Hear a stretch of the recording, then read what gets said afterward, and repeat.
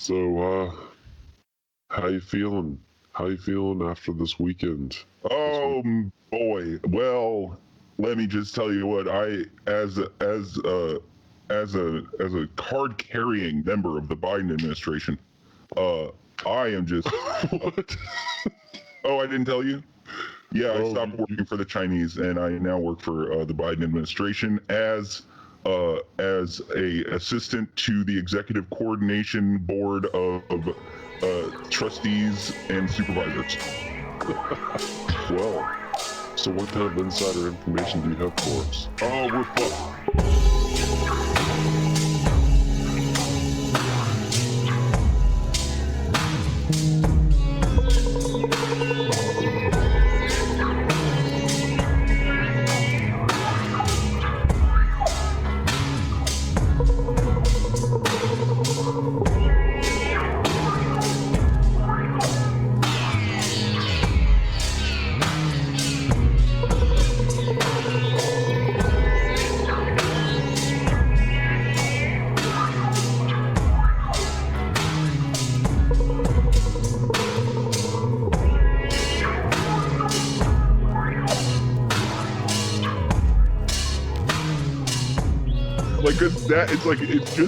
It's so good, right? That I can only imagine, right? I can only imagine that this is what happened, right?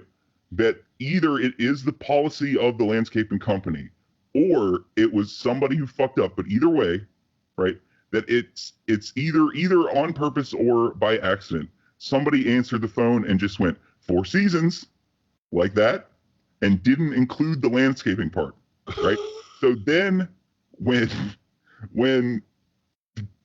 whoever the fuck it was on the other line, right, was like, we're okay, well, this is what we're going to need, and we're going to Rudy Giuliani. yeah, like a ballroom and PA and whatever, and they were like, they like held in their laughter, and we're like, okay, yep, we can sure do that, yes sir, yes, that should be fine, yep, okay, well, we'll see you then, and then like hung up the phone. I was like, yeah, like had to call like everybody and be like, oh my god, what just happened?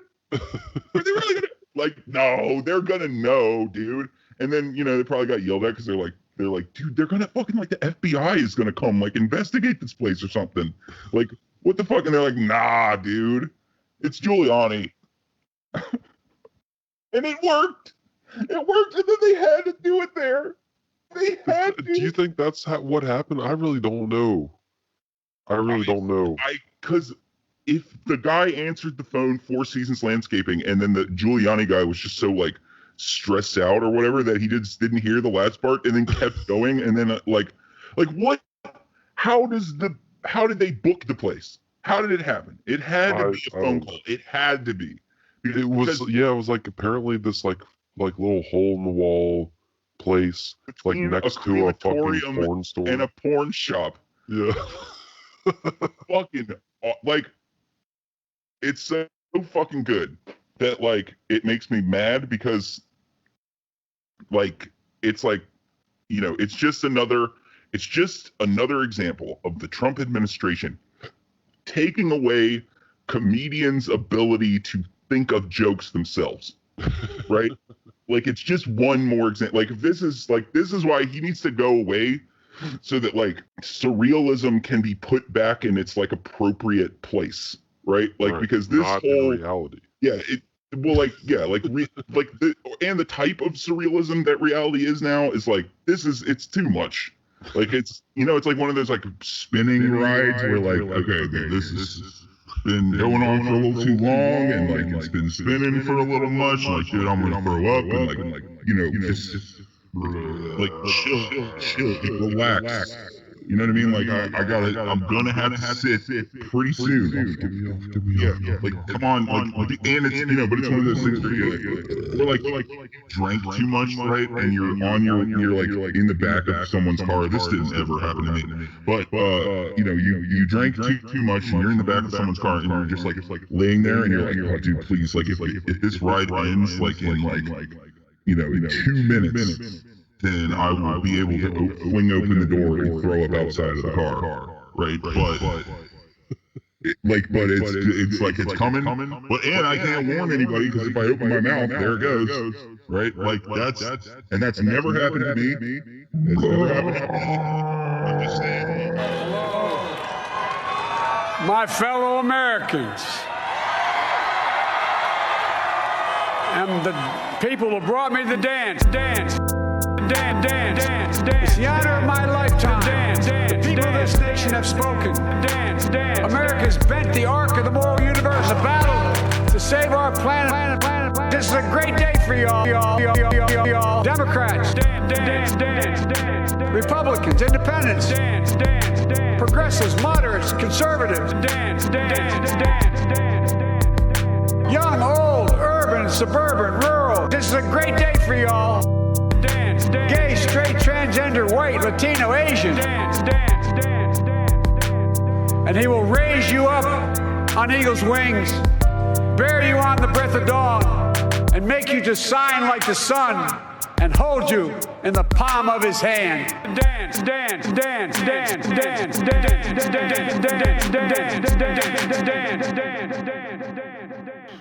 I want to go over this article. Really resonated with me, let's see. This is from Gizmodo. I know Gizmodo. So the title's Drugs Won the Election. Yes. So, here we go.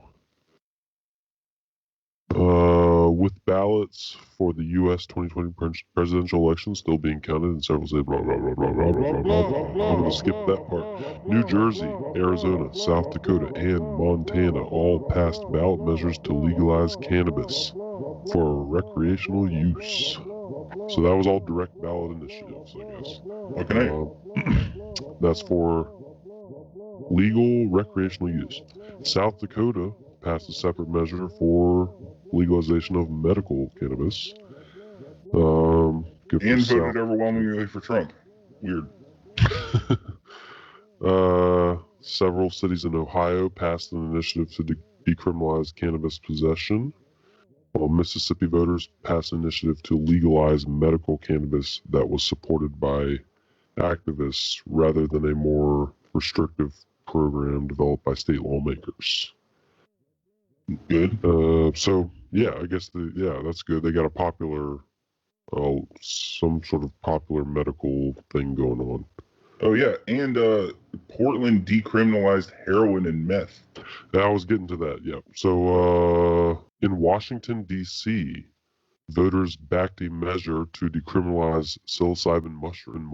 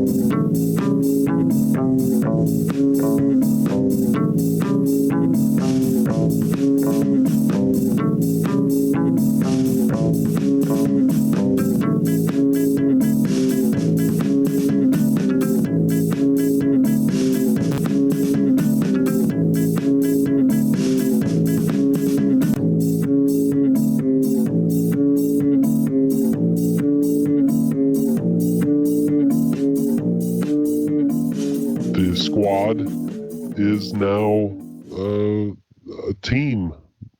We had Jamal Bowman in New York win. Cori Bush, who I think was the original first Justice Democrat who lost last time, won this time around. She's. I'm most excited about her. Yeah, you got there's some more. Mary Newman, who I think I was talking about earlier. She's the kind of like middle-aged, sort of conservative-looking lady who's totally down for Medicare for all, and Green New Deal and ousted Lipinski, who was one of the most conservative Democrats in Congress. So that's a big transition. You go from the most conservative to a squad member. Sure. Bam. Great. There you go. I feel like I'm missing one. Bush. They're not quite a football team yet. Yeah. You know, and then the AOC and small everybody, victories. they won their re-elections. Nobody was ousted. No squad member has been ousted. Well, that's good, because that's the other thing that I'm really excited about. Whatever, like, you know, when Cory Bush is up for re-election, whenever that happens, whoever tries to, whatever, you know, soulless ghoul tries to primary her, is going to have to jump through serious rings of fire that are like, that she can just be like, look, nobody understands poverty in this chamber like I do, and I dare you to try to find somebody who does. It's like, I'm working for the people because I know what the you know, it's like, the fact that she was homeless is like, that means that, you know, the kind of poverty that has never been represented in this country ever.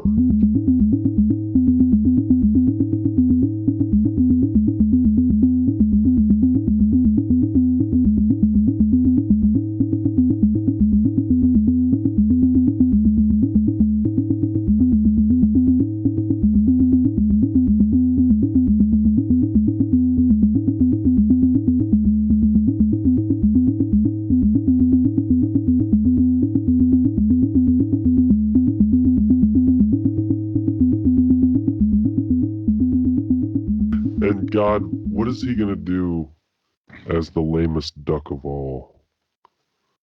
Nothing. Tweet. That's my prediction. He will Hopefully nothing but tweet. Well, yeah, I mean, that's the hope. But also, I think that he's going to be like despondent, right? Like, he's going to be so sad that, you know, like, whatever Republican will be like, we can have a war with Iran. And Trump's like, no, I don't feel like it. Like, well, what if we brought you some more Hispanic children to kill? No, I just don't feel up to it today. Well, Mitch McConnell's got a new quote unquote middle class tax cut that he wants to propose. Oh, fuck them. I'm They just not didn't even feeling vote it for this me. year, really. I don't know. And then he moves to whatever, like Ukraine or something, and then like becomes like the fascist leader of Ukraine for the last like 10 years of his life. Oh my God, would that just fucking validate every leftist that called him a fascist? but it'll be like, hey, became a neo-fascist in Europe, like, dude, then we would get to look like, or no, he'd have to go to Hungary, right? Because then him and Gorka could rule together, right? And then we could look at it like the Europeans are looking at us, right?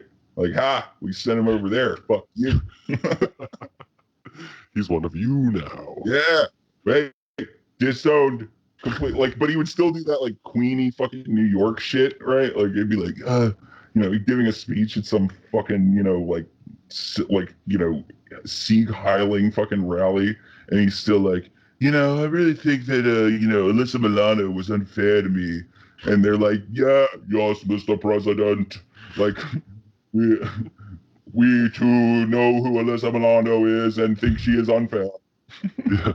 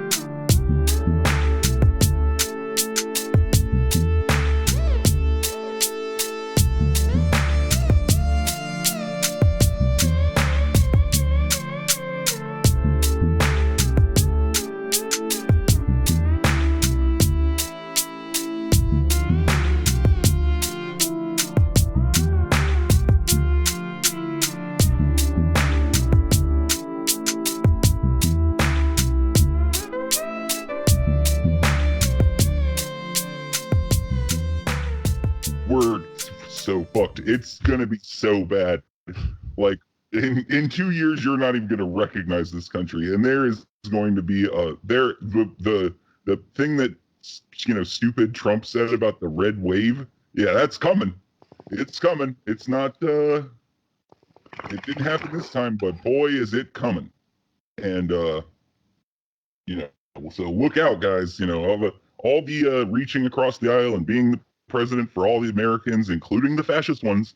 That's gonna blow up. That's gonna blow up in his face real bad. And hopefully they just keep him inside of his box that they keep him in. His coffin or whatever you call it these days. I don't know if that's PC. I don't know if they still call if you're alive but you sleep in a coffin and you only come out at night. I don't know what it's called, but it used to be called being undead.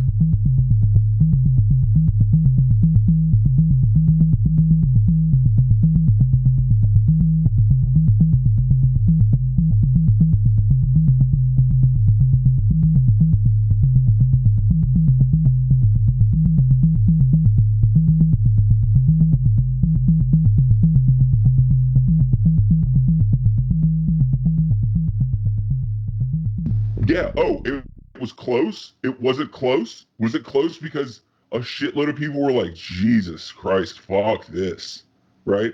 Like yes. Were we not allowed to say that because it might make more people think, fuck this? Yes. Right?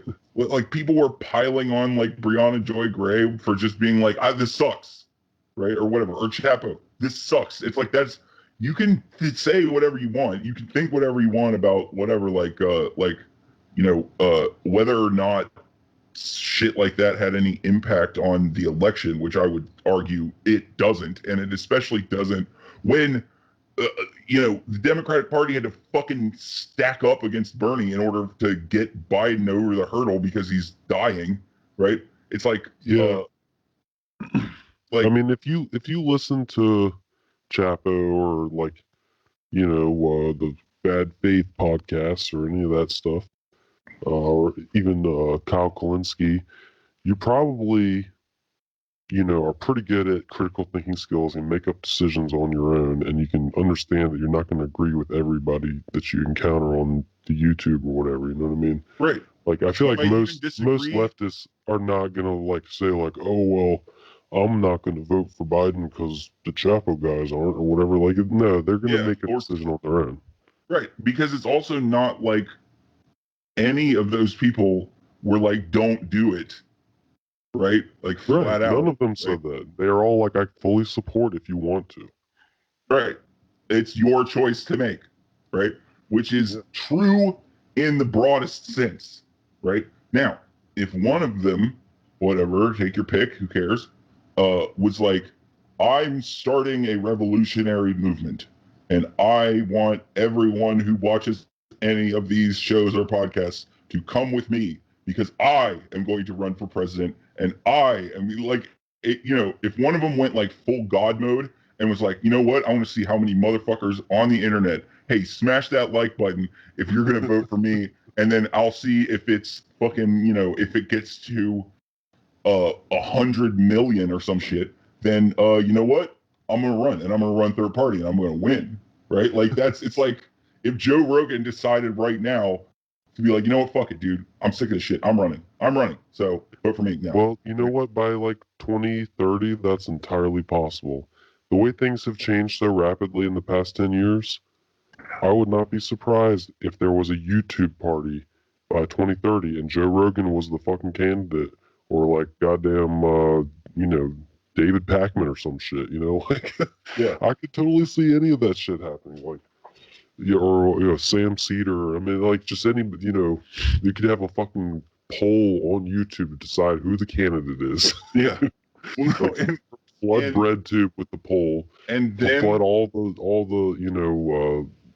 lefty YouTube channels and Reddit pages and everything, and then get a tally of all the votes or whatever, and then I would start genuinely weeping for the death of Michael Brooks, because if there was a YouTube, if I was picking a YouTube candidate for president, it would be Michael Brooks. It would, and he wouldn't want to do it.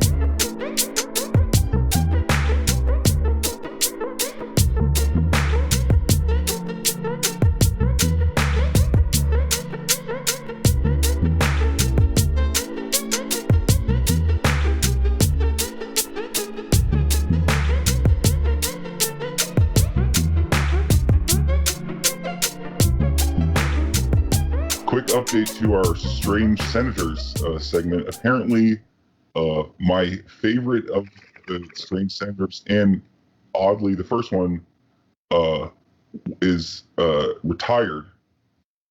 Lamar Alexander of Tennessee and his wife, Honey or something? Yeah. I can't remember. The two whitest people with the two most hood-ass names I've ever heard are gone. They are no longer a part of the Congress. And, and honestly, good on him for, hitting, 80 or whatever and retiring then, because that's when you should retire. Well, it looks like the Republican won pretty handily. Yeah. I heard that. No one was talking about Tennessee. Yeah, I don't remember anyone talking about that. But yeah, the Senate is really very lackluster compared to a lot of predictions. Oh yeah, but that's just because people don't live in those states. Like, I bet if you ask, people who lived in the states, so what's going on in that Senate race, they'll tell you, well, I'll tell you what, Well, dude, so I was watching the Chapo stream for most of the time, and Amber came on, and contrary to the feelings of the Patreon commenters who loathe Amber for whatever reason, all the Twitch comment people want to have sex with her, and or just like her a lot, which is very nice. I'm not gonna lie, she was looking good. But anyway, she when they called Lindsey Graham's race, she was like, honestly, good, because fuck that guy. And I was like, well, and I and all of the other members of Chevrolet were like what? Who? I don't even know who that guy is. Like, what are you talking about? And she's like, well, you know about his resume, right? And they're all like, no. Because why would you know? Right? And she's like, well, he was a lobbyist, and guess who for? And they're all like, oh, Jesus, what, like Raytheon, or they're all throwing out guesses or whatever. And it was like the Podesta group. Like, oh, there you go. So, the same with that fucking lady that ate shit, Mitch McConnell's, the airplane lesbian that was running against. Oh yeah, McGrath, I think, or something like that. Ate shit. Yeah. And it's like she explained. And the Justice Democrat that ran against her would have had a much better chance. Yeah, or would have at least just. It's like, if he had eaten shit, it would have been like, well, we tried, right? Yeah, but I mean, it's a red as fuck state, so I mean. Yeah, but she explained it like this, right? That those races, right, where it's like a lame or ghoulish Democrat running against like a most hated senator in whatever bumfuck state, right? Is a money laundering. It's a multi-level marketing scam, right? They get, they send out emails to everyone around the country with like these sad subject lines, and she went over the subject lines, and one of them was, "Amber, you up?" Yeah. Oh, yeah. I got all those emails. I don't know. Donated to somebody who somehow got my emails thrown around like crazy.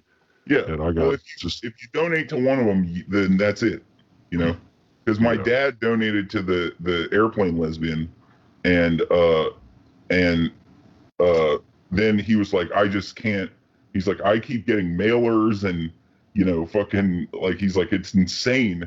And he's in Florida. But the point of it is, right, that so a lame Democrat running against a ghoul,